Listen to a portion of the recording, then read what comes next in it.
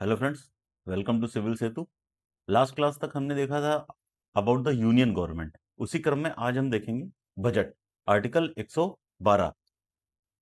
Actually article 112 में budget नाम का शब्द नहीं है, जो शब्द है वो है एनुअल फाइनेंशियल स्टेटमेंट, वार्षिक वित्तीय विवरण, एनुअल फाइनेंशियल स्टेटमेंट। वित्तीय वर्ष हमारे देश में कब से कब तक कवर होता है? ये शुरू होता है 1 अप्रैल से 31 मार्च तक। और बजट में वो क्या-क्या चीजें होती हैं जो बेसिकली बजट में शामिल होती हैं, यानी कि एनुअल फाइनेंशियल स्टेटमेंट में वो क्या-क्या चीजें होती हैं, वो क्या-क्या कंपोनेंट्स होते हैं जो शामिल होते हैं। जैसे कि जो आपका रेवेन्यू है या जो कैपिटल है, यानी कि राजस्व और जो पूंजी है, उसमें अनुमानित जो प्राप्तियां हैं, जो रिसिप्ट्स हैं, जो उसका एक अनुमान है कि एक अंदाजा है, वो उसमें शामिल होती हैं। राजस्व बढ़ाने के उपाय, उसके साधन, मीन्स कैसे राजस्व बढ़ाया जाएगा, उसके खर्चे का क्या अनुमान है, जो उसकी वास्तविक प्राप्तियां हैं और उसके खर्च का विवरण, ये सारी चीजें मोटा-मोटी बजट में होती है। बजट को आप कंपेयर कर सकते हैं कि जैसे आपके पास कुछ पैसा है, उस पैसे को आपको कैसे बढ़ाना है, कैसे खर्च करना है, और आपके खर्च का जो अनुमान क्या है कि आप इस मद पे कितना खर्च करेंगे, एजुकेशन पे कितना खर्च करेंगे, हेल्थ पे कितना खर्च करेंगे, जैसे एक सामान्यतः आप करते हैं, उसी प्रकार से ये बजट में ये चीजें शामिल होती हैं बेसिकली। इसके लिए जो कॉन्स्टिट्यूशनल प्रोविजन है, यानी कि जो संवैधानिक उपबंध है, वो क्या है? सबसे पहले तो राष्ट्रपति इसे प्रत्येक वित्त वर्ष में संसद के दोनों सदनों में पेश करवाता है। कौन? राष्ट्रपति। संसद किसी कर को कम कर सकती है, समाप्त कर सकती है, लेकिन इसे बढ़ा नहीं सकती। ये डायरेक्ट पीवाईक्यू है। संसद इसे बढ़ा नहीं सकती, कम कर सकती है या घटा सकती है। बिना राष्ट्रपति के सिफारिश के कोई भी अनुदान की मांग नहीं की जाएगी, कोई भी ग्रांट नहीं दिया जाएगा बिना राष्ट्रपति के सिफारिश के। क्या क्या ग्रांट है अभी हम आगे देखेंगे उसे। वित्तीय समिति की जो रिपोर्ट होती है, वो 1921 की सिफारिश पर 1924 में पहली बार रेलवे को पृथक किया गया था।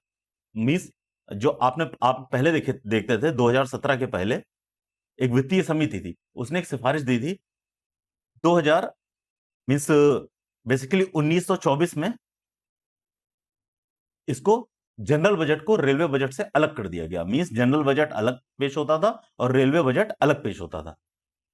2017 के पहले ये रिपोर्ट आई थी 1921 में, 1921 में, और 1924 से हम इस परंपरा को फॉलो कर रहे थे। लेकिन 2017 के बाद से रेलवे बजट को फिर से सामान्य बजट में फिर से समाहित कर दिया गया, यानी कि अब रेलवे का कोई अलग से बजट नहीं पेश किया जाता है। वो जो सामान्य बजट होता है उसी में रेलवे का भी होता है। इसकी प्रोसेस क्या है, कैसे पास होता है, कैसे पारित होता है? सबसे पहले होता है बजट का प्रस्तुतिकरण, means introduction, introduction of budget.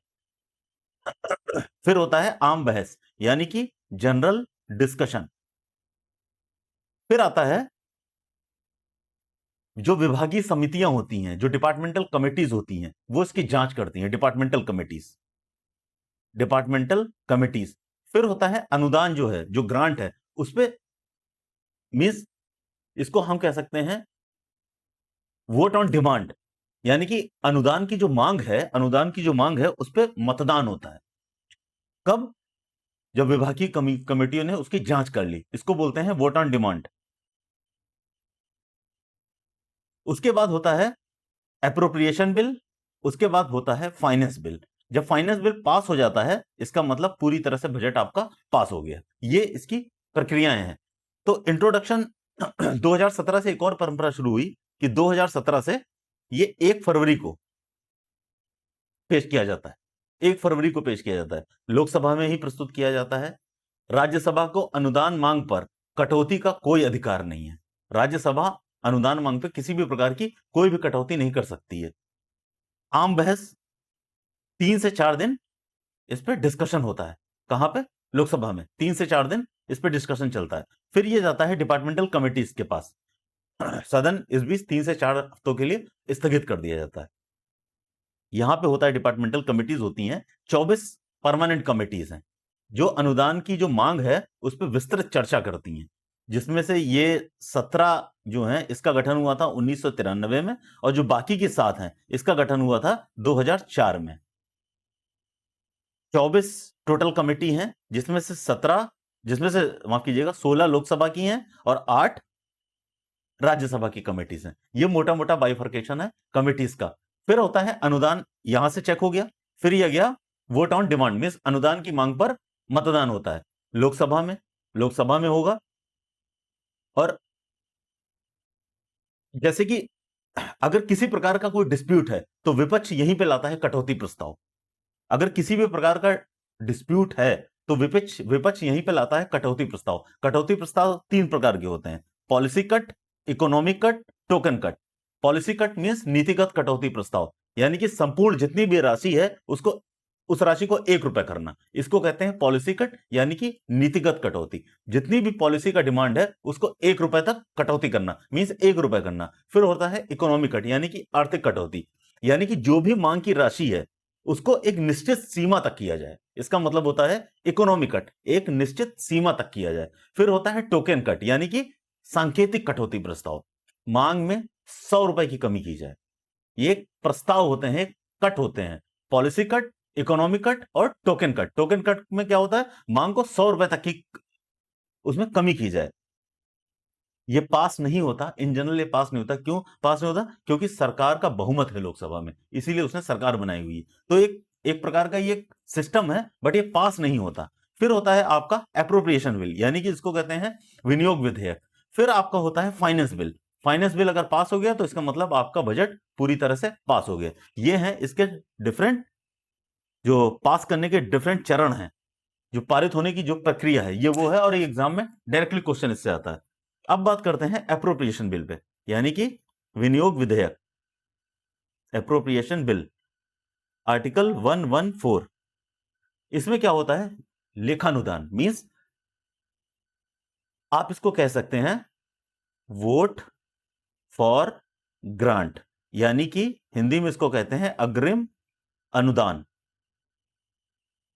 अग्रिम अनुदान मींस जो कुल व्यय है, माना कुल व्यय 100 रुपए है, 100 रुपए का 1/6 जो इसका 1/6 पार्ट होगा उसको 2 माह के लिए, 2 महीने के लिए उसको स्वीकृत करते हैं कि हाँ भाई जाइए आप अपना काम चलाइए 2 महीने के लिए। इसको बोलते हैं वोट फॉर ग्रांट, यानी कि इसको कहते हैं अग्रिम अनुदान। अग्रिम अनुदान मतलब आपको पहले दिया जा रहा है, कितने दिनों के लिए, सिर्फ 2 महीने के लिए। कितना, जो भी टोटल अमाउंट है उसका 1/6%, यानी कि 1/6 portion.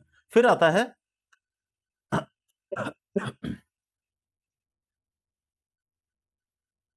Finance bill. Finance bill के लिए जरूरी है कि ये 75 डेज, 75 दिनों में पास कर दिया जाए। जब ये पास हो गया तो इसका मतलब आपका जो बजट है वो पूरी तरह से पास हो गया। देन है 75 डेज। 75 डेज के अंतर में आपको अपना फाइनेंस बिल पास करवाना ही करवाना है। फिर होता है कुछ और भी अनुदान है, कुछ और भी ग्रांट्स हैं, उनको देख लेते हैं जो यूपी पीसीएस हमेशा से पूछता रहा है। एक होता है supplementary grant. Supplementary grant article 115 से 116 के बीच में। सप्लीमेंट्री ग्रांट कहता है अनुपूरक अनुदान, यानी कि और पैसा चाहिए आपको। एक रेलवे ब्रिज बनाने के लिए 100 रुपए दिया गया था, जो 100 रुपए में पूरा नहीं हो पाया, अब आपका उसमें खर्चा आ रहा है 120, तो आपको 20 रुपए और चाहिए। इसके लिए आपको चाहिए सप्लीमेंट्री ग्रांट, मतलब अग्रिम अनुदान। फिर होता है एक्सेस ग्रांट। एक्सेस ग्रांट का मतलब है पैसा और भी ज्यादा चाहिए, मींस एक्सेसिवली हमें पैसा चाहिए, इसको बोलते हैं एक्सेस ग्रांट। फिर होता है एडिशनल ग्रांट। एडिशनल ग्रांट मतलब जब बजट में कोई नई सेवा आ जाए, नई सेवा के संबंध में अगर व्यय परिकल्पित ना किया गया हो, अगर बजट ओरिजिनली बजट में कोई नई सेवा नहीं, उसका इंट्रोडक्शन था, उसके बारे में नहीं था, लेकिन वो आ गया है, उसके लिए हमें पैसा चाहिए, उसको हम कहते हैं एडिशनल ग्रांट। फिर होता है exceptional grant. Exceptional grant means भविष्य की कोई अगर चुनौती आ जाए, जैसे कि अचानक किसी योजना के लिए पैसा चाहिए, तो उसको बोलेंगे एक्सेप्शनल ग्रांट। फिर होता है vote of credit grant. Vote of credit grant, अगर इमरजेंसी में किसी भी प्रकार की आकस्मिक परिस्थिति है, उस परिस्थिति में धन की अत्यधिक एवं तुरंत आवश्यकता हो जाए, तो उसको बोलते हैं, हम बोलते हैं vote of credit grants. Means इसको हम ब्लैंक चेक भी बोलते हैं। ये इतने प्रकार के ग्रांट है। यहां तक बात समझ में आ गई होगी, और यहां से यूपी पीसीएस हमेशा से क्वेश्चन पूछता है। आप पीवाईक्यू एनालाइज करेंगे तो आपको ये चीजें दिख जाएंगी। फिर आता है आपका संचित निधि यानी कि कंसोलिडेटेड फंड, एक होता है आपका पब्लिक अकाउंट फंड, ये है आर्टिकल 266, एक है आपका कंटीजेंसी फंड, ये कल थोड़ा सा हमने देखा भी था कल की क्लास में, कंटीजेंसी फंड आर्टिकल 267, ये अंडर आर्टिकल 266, ये अंडर 267। कंटीजेंसी फंड क्या काम होता है? आकस्मिक निधि, मींस अगर कोई ऐसी जरूरत पड़ गई उस जिस समय पार्लियामेंट सेशन में नहीं है और पैसे की तुरंत आवश्यकता है, तो वहां पे कंटीजेंसी फंड से पैसा निकाला जा सकता है। पब्लिक अकाउंट में लोगों का पैसा होता है, जैसे कि हमने एक उदाहरण से समझा था, जैसे कि इंश्योरेंस का पैसा वो पब्लिक अकाउंट में जाता है। उसी प्रकार कंसोलिडेटेड फंड में एक अमाउंट रखा जाता है जहां से पैसा निकालने के लिए एक पार्लियामेंट का एक पूरा प्रोसीजर है जहां से अप्रूवल लेना पड़ता है। तो अब देखते हैं कि लोकसभा और राज्यसभा को कंपेयर जब करते हैं तो कैसे असमान स्थिति है, मींस दोनों में इक्वलिटी नहीं है। कैसे नहीं है? धन विधेयक के संदर्भ में जो मनी बिल है उसमें एक्सक्लूसिव पावर है लोकसभा को, राज्यसभा का उसमें कोई हस्तक्षेप नहीं है।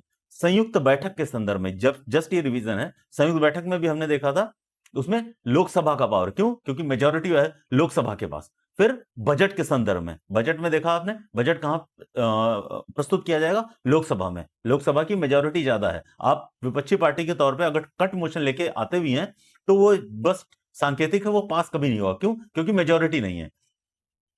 राष्ट्रीय आपातकाल, नेशनल इमरजेंसी को अगर समाप्त करने का संकल्प है तो लोकसभा द्वारा ही सिर्फ पारित कराया जा सकता है, उसमें राज्यसभा का कोई रोल नहीं है। कब? अगर नेशनल इमरजेंसी को समाप्त करने का कोई संकल्प पारित करवाना है तब वहां पे राज्यसभा का कोई रोल नहीं है। लेकिन राज्यसभा की विशेष शक्तियां क्या है? What are the special power of the Rajya Sabha? Article 249 means इसमें कहा गया है कि अगर संसद राज्य सूची के विषय पर कोई विधि बना सकती है, लेकिन उसमें राज्यसभा ही उस मोशन को पास करेगी कि हां आप ये राज्य सूची का विषय है, अब आप इस पे कानून बनाइए। ये पावर एक्सक्लूसिव है जो सिर्फ राज्यसभा के पास है। फिर आर्टिकल 312, किसी ऑल इंडिया सर्विस का अगर सृजन करना है, क्रिएशन करना है किसी ऑल इंडिया सर्विस का, तो यह राज्यसभा ही पारित करेगी। अगर उपराष्ट्रपति को हटाना है यानी कि वाइस प्रेसिडेंट को हटाना है तो उसकी शुरुआत सिर्फ और सिर्फ राज्यसभा में ही होती है। ये हमने पिछले लेक्चर्स में पढ़ा है, जिसकी वीडियो है आपके पास। आर्टिकल 352, 356, 360 के तहत अगर कोई आपातकाल है, means national emergency, financial emergency और स्टेट इमरजेंसी, तीन प्रकार की इमरजेंसी, 352, 56, 60, अगर लोकसभा भंग है, अगर लोकसभा डिसॉल्व है तो राज्यसभा के माध्यम से अनुमोदन किया जाएगा और यह प्रभावित हो जाता है और यह प्रभावी हो जाएगा। अगर लोकसभा नहीं है, डिसॉल्व है, भंग है, उस समय राज्यसभा का यह काम चलता है। नेशनल इमरजेंसी आर्टिकल 352 में, 356 में, 360 में, नेशनल इमरजेंसी में, स्टेट इमरजेंसी में और वित्तीय आपातकाल यानी कि फाइनेंशियल इमरजेंसी में। अगर लोकसभा डिसॉल्व है कोई बात नहीं, राज्यसभा है, राज्यसभा अनुमोदन कर देगी और यह पास हो जाएगा। अब देखते हैं संसदीय विशेषाधिकार, आर्टिकल 105। अगर आपको यह समझ में आ गया होगा यूनियन गवर्नमेंट, तो स्टेट गवर्नमेंट में समझने के लिए बहुत ज्यादा कुछ है नहीं, स्टेट गवर्नमेंट जल्दी से खत्म हो जाएगा। चूंकि इसको समझाना था और एक क्लास में संभव नहीं था, वीडियो बहुत ज्यादा लंबी हो जाती, तो इसको हमने थोड़ा शॉर्ट किया है। आप उसको जाइए, रिवाइज करिए, आपका पूरा कंसेप्ट क्लियर हो जाएगा और आपका एक भी सवाल पॉलिटी का इसके बाहर से नहीं आएगा। संसदीय विशेषाधिकार, आर्टिकल 105। संसदीय विशेषाधिकार विशेष अधिकार है, यानी कि जब संसद के दोनों सदन और इनकी समितियां, संसद के दोनों सदन, इनकी जो कमेटी है, जो हमने पढ़ा 24 कमेटी जो भी हैं, और जितनी भी कमेटी हैं उनकी कमेटी और उनके सदस्यों को प्राप्त होते हैं। ये होते हैं संसद के विशेषाधिकार, संसदीय विशेषाधिकार। यहीं पे देख लेते हैं विधानमंडल में भी इसी प्रकार के विशेषाधिकार हैं, वो है आर्टिकल 194। तो हम अभी 105 की बात कर रहे हैं विशेषाधिकार की। किसको प्राप्त होते हैं?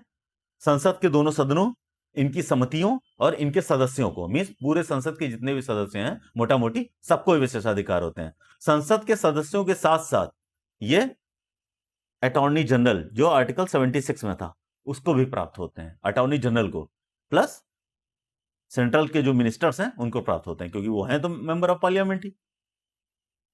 आर्टिकल 105 में बेसिकली दो विशेषाधिकार हैं, मींस संसद के सभी व्यक्तियों को अभिव्यक्ति की स्वतंत्रता होगी।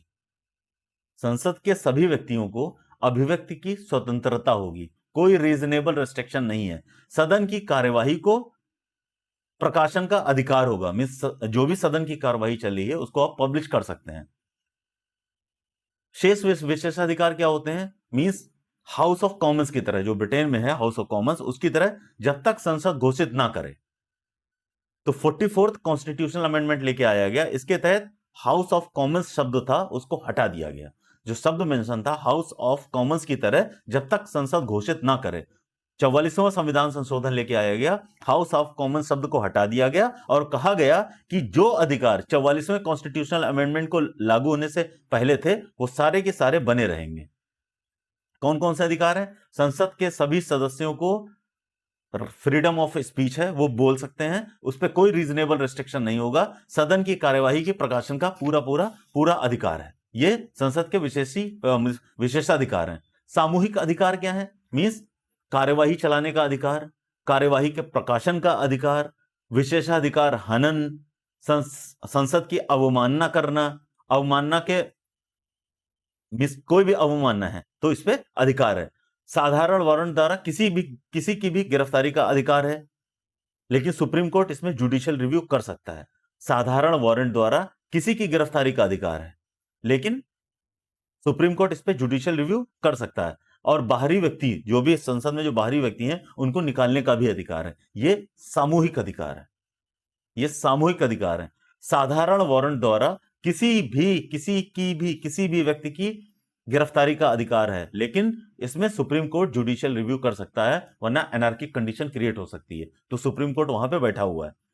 कार्यवाही के प्रकाशन का अधिकार है, मींस जो कार्यवाही चल रही है आप उसको प्रकाशित करें या ना करें, ये हम आपको बताएंगे। वी द पार्लियामेंट, हम एज ए पार्लियामेंट आपको बताएंगे कि आप उसको करें या ना करें। यह हमारा सामूहिक अधिकार है। कार्यवाही चलाने का अधिकार है, कार्यवाही चलेगी या नहीं चलेगी यह भी अधिकार है। तो ये थे आपके सामूहिक अधिकार, ठीक है। फिर व्यक्तिगत विशेषाधिकार क्या है? व्यक्तिगत विशेषाधिकार जैसे जो हमने 3 पढ़े थे अभी, उसके अलावा क्या है? जो 3 हमने पढ़े थे उसके अलावा क्या है? पहला तो फ्रीडम ऑफ स्पीच था, फिर no arrest. No arrest means 40 दिन पहले और जब संसद चल रही है, जब पार्लियामेंट चल रही है, उस समय उसके 40 दिन पहले और 40 दिन बाद आपको गिरफ्तार नहीं किया जा सकता। लेकिन सिर्फ और सिर्फ सिविल मामलों में, क्रिमिनल मामलों में नहीं, कि अगर आप किसी की हत्या करके आ गए हैं तब आपको गिरफ्तार नहीं किया जाएगा, तब आपको गिरफ्तार किया जाएगा। लेकिन सिविल मामलों में आपको छूट है। कब? जब चल रहा हाउस जब चल रहा है उसके 40 दिन पहले और 40 दिन बाद आपको अरेस्ट नहीं किया जा सकता है। सदन के अंदर मिस जब सदन चल रहा है, जब सदन का टाइम है, जब वो चल रहा है, उस समय न्यायपालिका के समक्ष आपको नहीं ले जाया जा सकता है। ये आपके व्यक्तिगत विशेषाधिकार हैं, उस समय आपको नहीं लेके जा सकते हैं। किसके सामने? न्यायपालिका के सामने। ये है आपके व्यक्तिगत विशेषाधिकार। संसदीय समितियां क्या होती हैं? कमिटीज। बेसिकली संसद के जो कर्तव्य हैं उसके निर्वहन के लिए, या संसद के जो कार्य हैं उसके सुचारू संचालन के लिए हम छोटी छोटी कमिटीज बना देते हैं। छोटी छोटी कमिटीज हैं जो ये काम करती हैं। जैसे कि राजभाषा आयोग है, आर्टिकल 344 में राजभाषा आयोग है। राजभाषा आयोग की मदद करने के लिए एक कमेटी का भी एक प्रावधान है, एक कमेटी का भी प्रावधान है। तो वो आर्टिकल 344 है। तो and this is the only committee, यही एक ऐसी कमेटी है जो संविधान में पूरी तरह से मेंशन है। राजभाषा आयोग means official language committee, article 344। बाकी इसके अलावा कोई भी कमेटी संविधान में मेंशन नहीं है। जो संसदीय समितियां हैं संविधान में मेंशन नहीं है। इसीलिए मैंने ये यहां पे आपको बताया कि आर्टिकल 344 के अंतर्गत जो राजभाषा आयोग है, राजभाषा आयोग एक ऐसा आयोग है, एक ऐसी कमेटी है जो डायरेक्टली कॉन्स्टिट्यूशन में मेंशन है। बाकी जितनी भी कमेटियां, संसदीय समितियां, किसी का भी जिक्र संविधान में नहीं है। ये सारे कमिटीज लोकसभा के नियम, राज्यसभा के नियम के द्वारा बनाई जाती हैं। समय कुछ परमानेंट है और कुछ एडहॉक है। परमानेंट का मतलब जो हमेशा बनी रहती हैं, एड हॉक का मतलब काम हुआ, काम खत्म, वो आई, बनी, उन्होंने अपना काम किया, उनका काम खत्म हो गया। संसद के कर्तव्यों का निर्वहन के लिए बनाई जाती हैं, जो सदन द्वारा नियुक्त तथा निर्वाचित होती हैं। सदन ही ने बनाएगा, इनके जो मेंबर्स हैं वो कैसे कैसे होंगे वो डिसाइड करेगा, और लोकसभा में अगर बनाई जा रही है तो लोकसभा स्पीकर बनाएगा, राज्यसभा में बनाई जा रही है तो उसको राज्यसभा का जो चेयरमैन होगा वो उसका उसका उसमें सदस्यों को और उसके अध्यक्ष को नामित करेगा, और अध्यक्ष या सभापति उसके निर्देशानुसार कार्य करेगी। क्यों भाई, एकदम लॉजिकल है। अगर वो बना रहा है तो उसने आपको कुछ काम दिया है, तो आप जो उसके बनाए हुए नियम है उसी के अकॉर्डिंग आप चलेंगे। तो अध्यक्ष ने बताया कि ये आपका काम है, लोकसभा स्पीकर ने बताया कि ये आपके काम है और आपको इन कामों के अकॉर्डिंग ही चलना है। तो वो कौन कौन सी समितियां होती हैं उसको देख लेते हैं। जैसे कि फाइनेंस कमेटी, वित्त से रिलेटेड, एक हो गई आपकी पब्लिक अकाउंट कमेटी, एक हो गई आपकी एस्टीमेट कमेटी, एक हो गई committee on public undertaking, means लोक लेखा समिति, प्राक्कलन समिति और सार्वजनिक उद्यमों के लिए एक समिति है। ये है आपकी फाइनेंस रिलेटेड कमेटी। फिर आपको मैंने बताया departmental committee. Departmental committee total 24 हैं। कुछ कमेटियां विशेष जांच के लिए बनाई जाती हैं, जैसे कि याचिका समिति, पिटीशन कमेटी, जिसमें लोकसभा के 15 मेंबर होते हैं और राज्यसभा के 10 मेंबर होते हैं। एक विशेषाधिकार कमेटी है, विशेषाधिकार कमेटी में भी लोकसभा के 15, राज्यसभा के 10। इसी तरह एक एथिक्स कमेटी है, जैसे पिछले 1-2 साल पहले बनाई गई थी, जब महुआ मोइत्रा वाला एपिसोड हुआ था, उसमें इसको बोलते हैं एथिक्स कमेटी। ये बनाई, उसने अपना काम किया और फिर खत्म। इसी तरह SC ST के कल्याण के लिए कुछ कमेटी बनाई जाती है, जैसे 30 सदस्य होती है, लोकसभा के 20 मेंबर, राज्यसभा के 10 मेंबर। वुमेन एम्पावरमेंट के लिए कमेटी, लोकसभा के 20 मेंबर, राज्यसभा के 10 नंबर। तो बेसिकली ये उसके एग्जामिनेशन के लिए या उसके उसके उससे रिलेटेड जो भी काम है उसके लिए कमेटी बनाई जाती है, और जो बनी और उनका काम पूरा हुआ, खत्म हो गई कमेटी। लेकिन ये जो वित्त कमेटियां हैं ये परमानेंट रहती हैं, इसके मेंबर उसी हिसाब से आते हैं, काम करते हैं, प्रत्येक वर्ष रिटायर होते रहते हैं, मतलब वहां से हटते रहते हैं। रिटायर होने का मतलब यहां से ये है कि वहां से वो हटते रहते हैं, बट ये कमिटीज परमानेंट रहती हैं। इसी प्रकार सदन के जो जो हाउस के जो रेगुलर वर्क हैं उसको संचालित करने के लिए कमेटी है, जैसे कार्य सलाहकार कमेटी, लाइक आपकी विनिमय रेगुलेटिव कमेटी, यानी कि विनिमय समिति, जिसमें लोकसभा के 15 मेंबर और राज्यसभा के कुछ मेंबर। तो इस तरीके से ये कमेटीज काम करती हैं।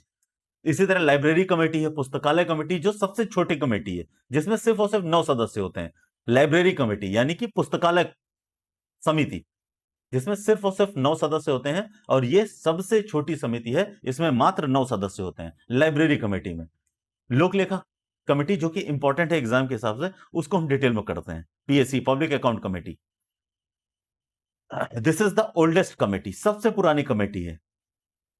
1919 का जो एक्ट था उसके अंतर्गत ये 1921 में अस्तित्व में आई, means it came into existence in 1921 under the act of 1919। इसमें सदस्य टोटल होते हैं 22, 15 सदस्य लोकसभा से और 7 सदस्य राज्यसभा से। ये डायरेक्ट क्वेश्चन आता रहा है, PYQ आप उठा के देखिएगा।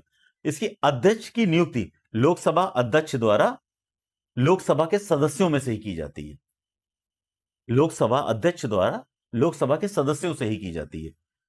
1967 से एक परंपरा डेवलप हुई, इट इज अ कन्वेंशन, कब से? 1967 से, कि समिति का अध्यक्ष किसी विपक्षी जो अपोजिशन पार्टी है वहां से, वो विपक्षी दल से नियुक्त किया जाएगा, यानी कि चुना जाएगा। And it shows our healthy democracy, कि सरकार को इसके द्वारा अकाउंटेबल बनाया जा सकता है through the public account committee. क्यों? क्योंकि इसका जो पब्लिक अकाउंट कमेटी का जो हेड है वो विपक्षी दल का होगा, तो वो उसी तरीके से सवाल पूछेगा, उसी तरीके से जांच करेगा। तो ये हेल्दी डेमोक्रेसी की एक निशानी है पब्लिक अकाउंट कमेटी। किस तरीके से? क्योंकि ये सरकार को इसके द्वारा अकाउंटेबल बनाया जा सकता है समहाउ, किसी भी तरीके से।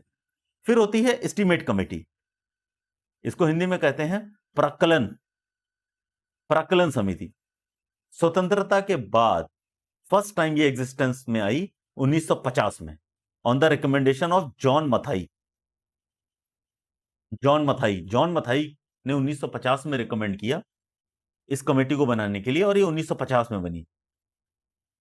ये एक्सक्लूसिवली ये सिर्फ लोकसभा के मेंबर से बनती है, इसमें राज्यसभा का किसी भी प्रकार का कोई रिप्रेजेंटेशन नहीं है। ये सिर्फ और सिर्फ इसमें लोकसभा के सदस्य होते हैं। समिति का अध्यक्ष ऑब्वियसली लोकसभा के अध्यक्ष द्वारा चुना जाता है और वो सत्ताधारी दल का ही होता है, इसमें विपक्ष का कोई वो नहीं है। इसमें जो उसका अध्यक्ष होगा वो सत्ताधारी दल का ही होगा। फिर होती है कमेटी ऑन पब्लिक अंडरटेकिंग, सार्वजनिक उद्यम समिति। ये 1964 यानी कि 1964 में फॉर्म हुई on the recommendation of Krishna Menon committee. Krishna Menon committee, इसमें टोटल सदस्य होते हैं 22, 15 लोकसभा से, 7 राज्यसभा से। इसका अध्यक्ष लोकसभा के अध्यक्ष द्वारा चुना जाता है। तो ये सबसे मेन कमेटी है जो डायरेक्ट एग्जाम में आती है, डायरेक्ट यहीं से क्वेश्चन आता है। इसी तरह कुछ सलाहकारी समितियां हैं, जैसे एक मंत्रालय की सलाहकार समिति का अध्यक्ष उस मंत्रालय का मंत्री या फिर उसका राज्य मंत्री होगा। दोनों सदनों के सदस्य भी शामिल हो सकते हैं। तो ये डिफरेंट डिफरेंट कॉज के लिए होती है, डिफरेंट डिफरेंट पर्पस के लिए होती है। जैसे पर्पस सॉल्व हुआ वो भंग कर दी गई, नहीं तो फिर से बना दी गई, फिर से वो चल रही है। तो इस तरीके के कुछ कमेटी सिस्टम होता है।